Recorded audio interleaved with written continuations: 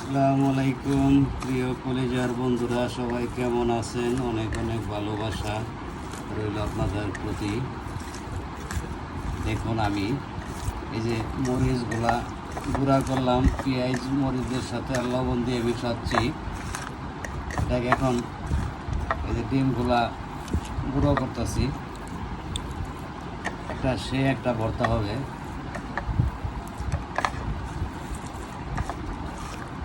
একলগে সরষের তেলটা দিলে মনে করেন ভর্তাটা আরও সুন্দর হইব। ভর্তাটা করতেছি, কারা কারা এরকম ভর্তা খাইছেন কমেন্টে জানাইবেন। প্রিয় বন্ধুরা, এই সরষের তেল দিব এখন।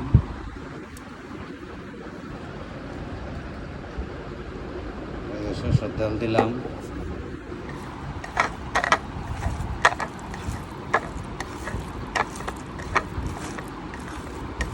আর আমগুলো আলু হয়ে যাবে শুয়ে রয়েছে খাওয়ানোর লাগে। হ্যাঁ, আর ডিম দিয়েছে ওই ছেলে। আর ডিম খাইব না, খাইব মাছ আর গোস্ত। মাছ আর গোস্ত করতে আইব। ওটা অনেক ছোটের দিন। আর গোস্ত কি আমরা কি কুরবানি দিছি? গোস্ত খাওয়াইতাম তোরে?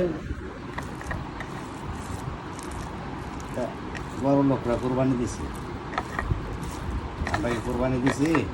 এই গরিব মানুষ দিন আনি দিন খাই, তারা গোস্ত খাওয়ামো করতে কদিন।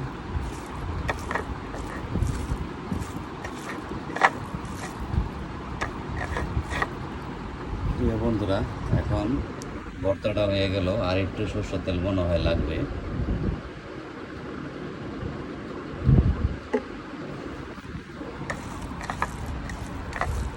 এখন ভর্তাটা হয়ে গেল, এখন মনে করেন এর সাথে গরম ভাত নিতে হবে, একদম টাটকা গরম ভাত,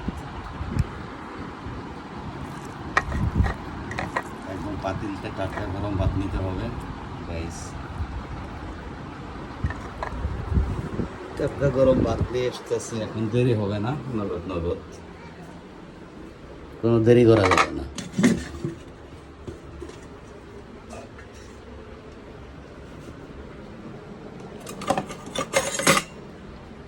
এই যে গাইস, একদম টাটকা গরম ভাত, কোনো নির্ভেজাল, একদম গরম ভাত।